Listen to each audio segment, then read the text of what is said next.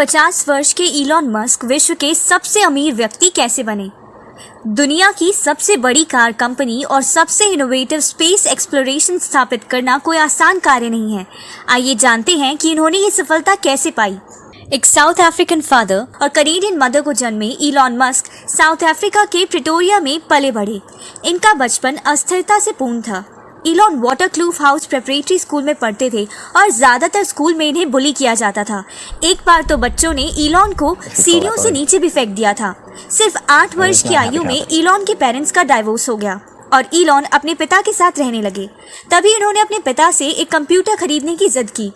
उस कंप्यूटर के साथ आई बेसिक प्रोग्रामिंग लैंग्वेज की वर्कबुक 6 महीने में प्रोग्रामिंग सिखाती थी। इलॉन इस प्रोग्रामिंग को दिन रात जागकर सिर्फ 3 दिन में सीख गए। सिर्फ 12 वर्ष की आयु में इन्होंने पूरा वीडियो गेम डेवलप किया और इस वीडियो गेम को $500 में बेच दिया।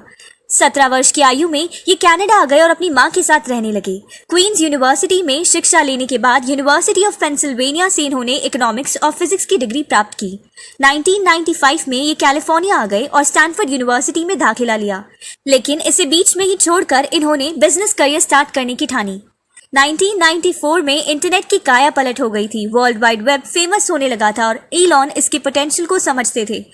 इंटरनेट के थ्रू ही इन्होंने कुछ करने की ठानी। पहले ये डॉक्टर्स के लिए एक ऑनलाइन नेटवर्किंग साइट बनाना चाहते थे, लेकिन 1994 में कोई भी डॉक्टर अपनी पर्सनल डेटा और इन्फॉर्मेशन इंटरनेट पे डालना नहीं चाहता था। अपनी biography Elon Musk, Tesla, SpaceX and the quest for fantastic future में इलॉन बताते हैं कि टेक्नोलॉजी में इंटरेस्टेड इलॉन कैलिफोर्निया के सिलिकॉन वैली में इंटर्नशिप कर रहे थे। इन्होंने कुछ स्टार्टअप्स के साथ काम किया। एक दिन इंटर्नशिप पर काम करते हुए yellow pages phone book directory का एक सेल्स पर्सन ऑफिस में आया और yellow pages phone book advertising space के साथ साथ ऑनलाइन लिस्टिंग भी बेचने की कोशिश करता है। वो सेल्स पर्सन चाहता था कि कंपनी येलो बुक के साथ साथ ऑनलाइन लिस्टिंग भी खरीद ले, लेकिन इंटरनेट की नॉलेज कम होने की वजह से वो कंपनी को ऑनलाइन लिस्टिंग के फायदे समझा नहीं पाया। इंटरनेट को अच्छे से समझने वाले इलॉन इस बात को समझ गए। उन्होंने डॉक्टर्स के ऑनलाइन नेटवर्किंग वाले आइडिया को स्मॉल और लोकल बिजनेसेस के ऊपर आजमाने का सोचा। उन्होंने सोचा अगर लोकल बिजनेसेस अपना एड्रेस और इन्फॉर्मेशन ऑनलाइन प्रोवाइड कर दे तो कस्टमर्स को उन तक पहुंचने में बहुत आसानी होगी। और अगले ही दिन इलॉन अपने भाई किम्बल मस्क के साथ ग्लोबल लिंक इन्फॉर्मेशन नेटवर्क को बनाने में लग गए, जो बाद में चलकर Zip2 के नाम से फेमस हो गई। 1995 में जब ज्यादा लोग इंटरनेट के महत्व को नहीं समझते थे, अपनी नॉलेज से इलॉन छोटे बड़े हर बिजनेस जैसे रेस्टोरेंट, सैलून, रिटेल के पास जाने लगे और उन्हें अपने बिजनेस को बढ़ाने के लिए इंटरनेट का यूज करने की एडवाइस देने लगे। शुरुआत में लोकल बिजनेसेस ना तो इंटरनेट को समझते थे और ना ही इसमें इंटरेस्टेड थे, लेकिन इलॉन ने हार नहीं मानी। इलॉन ये कहते थे कि सबको यह जानने का अधिकार है कि उनके आसपास का सबसे अच्छा लोकल पिज्जा रेस्टोरेंट कहाँ है और उस तक पहुंचने का रास्ता क्या है। इनका सॉफ्टवेयर एक रिव्यू, ट्रिप एडवाइजर और मैप सर्विस था, जो कस्टमर को उनके आसपास के रेस्टोरेंट्स, बिजनेसेस के ऑप्शन और उन तक पहुंचने का रास्ता बताता था। 1994 के हिसाब से ये बहुत ही एडवांस था। 1995 में अपने पिता एरल मस्क से $28,000 उधार लेने के बाद दोनों भाइयों ने मिलकर 430 Sherman Avenue, Palo Alto, California में एक बहुत ही छोटा सा ऑफिस किराए पर ले लिया। शुरुआत में इलॉन मस्क कोडिंग और उनके भाई किम्बल मस्क सेल्स को संभालते थे। उन्होंने जीपीएस मैपिंग कंपनी नैवटेक से फ्री में मैपिंग टेक्नोलॉजी ले ली और लोकल बिजनेस डायरेक्टरी से सभी बिजनेसेस और रेस्टोरेंट्स के एड्रेसेस ले लिए। दोनों को मिलाकर Zip2 सॉफ्टवेयर की नींव रखी। जब तक दोनों भाइयों ने अपनी जरूरत की सारे इक्विपमेंट्स खरीदे, तब तक इनकी सारी जमा पूंजी खत्म हो गई और ये अपने अपार्टमेंट को छोड़कर उस छोटे से ऑफिस में ही रहने लगे। फिर कुछ पैसे बचाकर 2 बेडरूम का अपार्टमेंट किराए पे लिया और कुछ लोगों को हायर कर लिया। 1995 में जेफ हालमैन को इन्होंने हायर किया, जो इंटरनेट में बेहद रुचि रखते थे। क्रेग मोर, एक रियल एस्टेट एजेंट जिन्होंने अपनी नौकरी छोड़कर टेक्नोलॉजी में काम स्टार्ट कर दिया था, उन्हें भी इन्होंने हायर कर लिया और कुछ सेल्स पर्सन जो कमीशन पर काम करते थे, उनको मिलाकर इनकी छोटी सी टीम के साथ सॉफ्टवेयर को हर बिजनेस के पास जाकर बेचने लगे।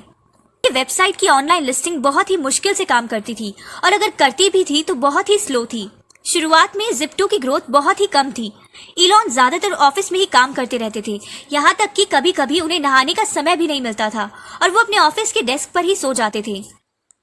1996 में एक लोकल वेंचर कैपिटल फर्म मोर डेविडो वेंचर्स इस बात को समझ गए कि नई कंपनी क्या करना चाहती है और इलॉन की बहुत ही पुअर प्रेजेंटेशन के बाद भी ये इलॉन की कंपनी में $3 मिलियन की इन्वेस्टमेंट करने को तैयार हो गए और इलॉन की कंपनी का नाम ग्लोबल लिंक इंफॉर्मेशन नेटवर्क से बदलकर Zip2 रख दिया गया।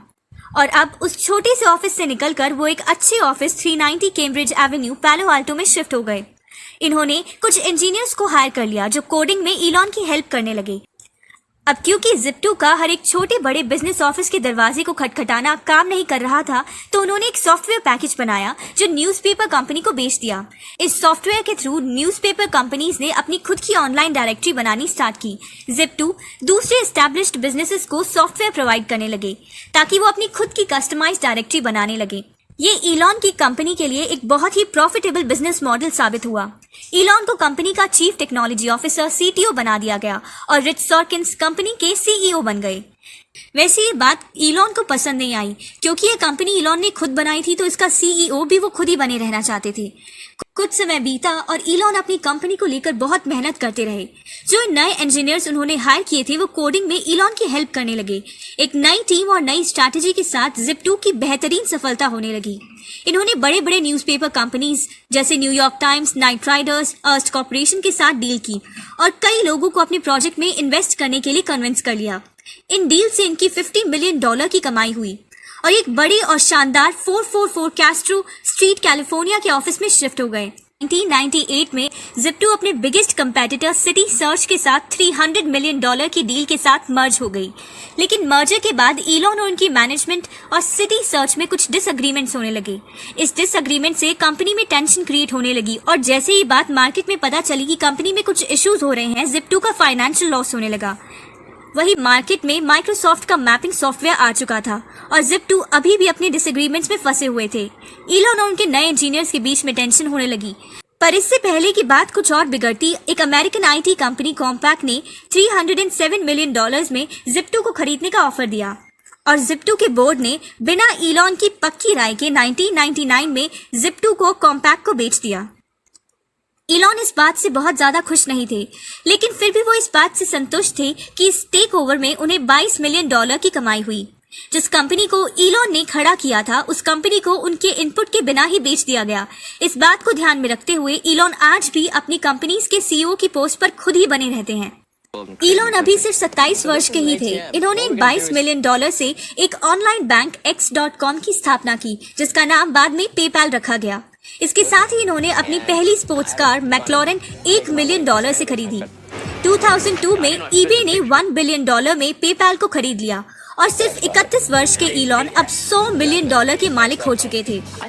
इस पैसे से इलॉन ने 2002 में SpaceX नाम की एरोस्पेस मैन्युफैक्चरिंग कंपनी स्टार्ट की और आज फाइनेंशियल राउंड्स के हिसाब से इस कंपनी की वैल्यू लगभग $100 बिलियन है। 2002 में इन्होंने टेस्ला कंपनी, जिसे मार्टिन एबरहार्ड और मार्क टार्पनिंग ने 2003 में स्थापित किया था, उसके फर्स्ट राउंड इन्वेस्टर बन गए और 2008 में टेस्ला के CEO बन गए। टेस्ला का आज का नेटवर्थ $1 ट्रिलियन के आसपास है। इतना ही नहीं, इलॉन ने एक tunnel construction company the boring company भी स्थापित की। इसकी वैल्यू $5.7 बिलियन के आसपास है। इस कंपनी ने 2018 में फ्लेम थ्रोअर्स की सेल करके $10 मिलियन कमाए थे। मस्क ने इसी के साथ नैनो टेक्नोलॉजी कंपनी न्यूरोलिंक और AI रिसर्च कंपनी OpenAI को भी को-फाउंड और सोलर सिटी में इन्वेस्टमेंट की, जिसे टेस्ला ने $2.6 बिलियन में खरीद लिया। टेस्ला और SpaceX कंपनी ने बिटकॉइन में भी इन्वेस्ट किया है। आज इलॉन मस्क दुनिया के सबसे अमीर व्यक्ति हैं। तो आपने देखा कैसे इलॉन मस्क Zip2 की सफलता के बाद भी 27 वर्ष की आयु में मिलियनेयर बन जाने के बाद भी हाथ पर हाथ रख के नहीं बैठे, बल्कि लगातार आगे बढ़ते रहे।